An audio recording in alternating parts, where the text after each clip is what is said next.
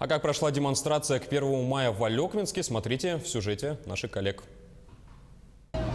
Настоящий праздник устроила погода для жителей Алекминска. Солнечная погода и тепло. За минуты до начала шествия последние приготовления, рвение колонн, штрихи на украшенных машинах, обмен улыбками и поздравления. Буквально накануне профессиональный праздник отметили огнеборцы. Была 369-я годовщина пожарной охраны России.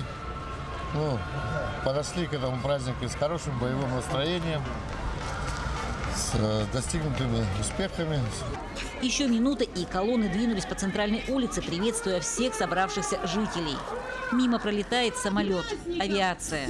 Ко всем здоровья, здоровья и чуточку удачи.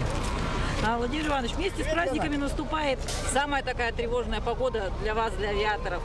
Ой, мне не хочется бежать впереди паровоза, но, как говорится, пока живу, надеюсь, есть перспектива, есть.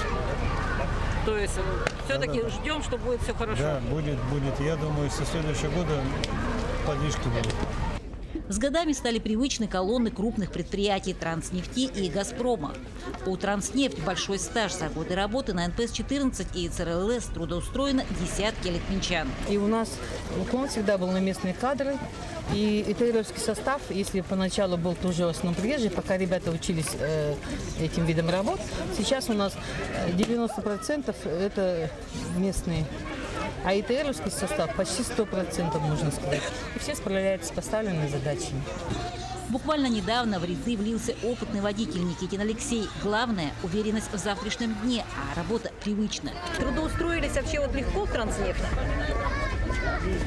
Довольно-таки. Что в ней устраивает? Как устраивает? Стабильность. Тем временем колонны продолжают шествие. Яркие шары, транспаранты, а главное – хорошее настроение. Елена Фаст, Максим Копылов, Алекминск.